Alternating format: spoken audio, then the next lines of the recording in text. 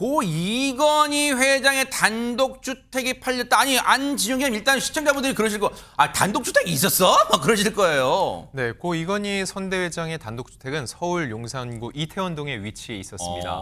지상 2층, 지하 1층 규모로 대지 면적 325평, 연면적 약 150평 정도 되는데 네. 자, 지난 2020년 10월 이건희 선대회장이 별세한 후에는 이 아내와 자녀들이 지분을 쪼개서 갖고 있었습니다. 홍라희 명예관장이 지분의 9분의 3, 그리고 자녀들은 9분의 2씩 공동으로 소유권이 이전이 됐는데 이렇게 상속된 단독주택이 최근 228억 원에 팔린 겁니다.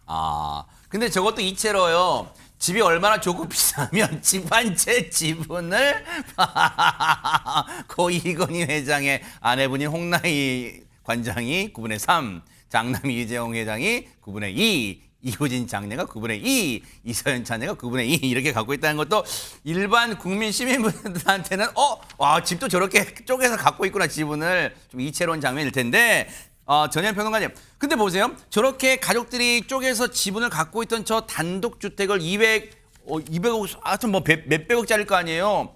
저걸 왜 팔았어요, 그러면? 여러 가지 추론이 나오고 있는데 아마도 언론 보도를 통해서 가장 유력하게 추론되는 이유는 상속세 때문인 것으로 전해지고 있습니다. 이 홍라희 명예관장, 이재용 회장, 이부진 사장과 이서연 사장은 매년 상속세를 분할 납부하고 있는데 아마 그 금액이 크다 보니 그렇다면 주택을 매각하자 이렇게 결정한 것으로 알려지고 있는데요.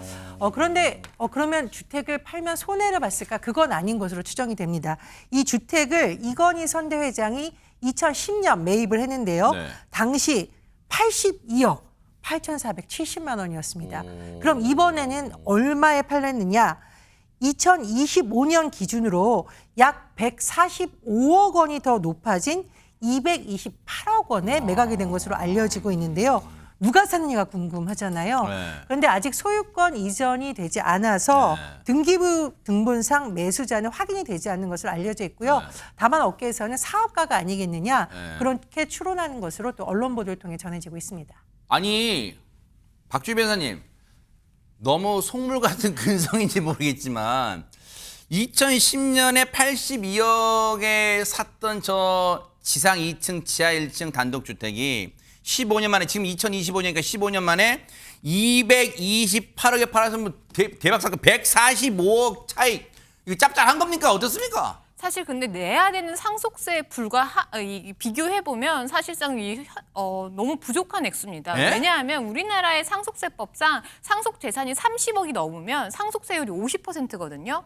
그래서 이 삼성 일가에게 부과된 이 상속세가 무려 12조 원입니다. 어머나. 12조 원에 145억을 대비하면 사실상 이 세 발의 피인 거죠. 그럼 저런 걸 더 많이 팔아야 된다는 얘기예요? 그렇죠. 12조라는 돈이 너무나 큰 돈이기 때문에 이 연부연납 제도라고 해서 이 상속세 같은 경우는 10년 안에서 이 분할해서 납부하는 제도가 있거든요. 네. 그래서 삼성 일가 같은 경우는 5년 안에 분할해서 이 납부하겠다라는 거를 신청한 상태입니다. 그래서 2021년 4월부터 지금까지 분할해 내고 있는데 이 분할 액수를 2026년 4월, 그러니까 내년 4월까지 모두 갚아야 됩니다.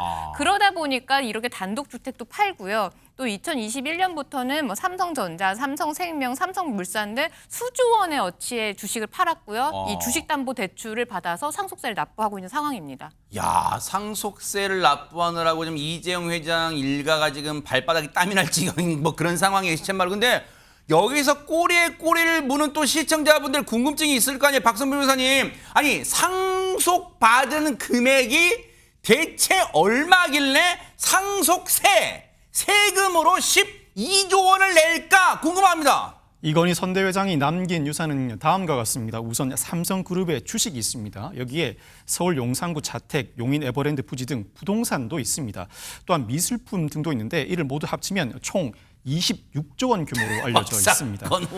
이에 따라 유족들이 납부할 상속세는 12조 원이었고 결국 유족들은 5년간 분납을 결정한 것입니다.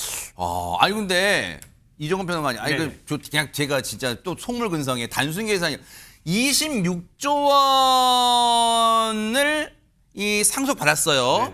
근데 지금 26조 원 중에 12조 원을 상속세로 내면은 14조를 이제 받는 거잖아요. 네, 그렇습니다. 그럼 보세요. 단순 계산으로 상속세를 내려고 12조를 뭘 이것저것 막 팔아치워요. 네네. 그러면 이제 14조만 오롯이 상속되는 거잖아요. 순익 네네. 계산해 보면. 네네. 그러면 굳이 하면 플러스 마이너스 하면 얼마 남는 거예요? 네, 우리나라 상속세가 좀 굉장히 다른 나라에 비해서 높습니다. 네. 특히나 대기업 같은 경우 이렇게 그런 재벌이라든지 이런 어떤 기준점을 넘으면 거의 60%까지 상속세를 내게 돼 있어요. 그래서 한 가지 제가 이제 좀 다른 얘기를 하면 3세븐이라고 우리나라의 손톱깎이 회사 그렇죠, 있었죠. 강소기업이었습니다. 네. 전 세계의 손톱깎이는 전부 다 대부분 그거예요. 거의 네. 3세븐이었어요. 그런데 상속세가 너무나 아까 그 창업자가 그 별세라고 상속세가 너무나 많아서 그 회사를 처분을 했어야 됐다. 왜냐하면 상속세를 다 못 내는 어떤 지경이 네. 있어서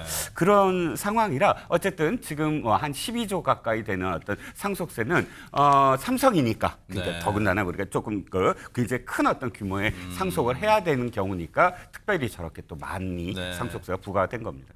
그래요. 어쨌든 상속세를 성실하게 납부하는 모습을 보이는 것도 많은 국민에게 또 어떻든 귀감도 되는 거니까요. 세금을 성실하게 납부하는 것도 좋은 거잖아요. 앞으로 또 어떻게 이 납부할지 좀 지켜보도록 하겠습니다. 이건 억소리가 나는 게 조 소리가 났습니다. 대단합니다.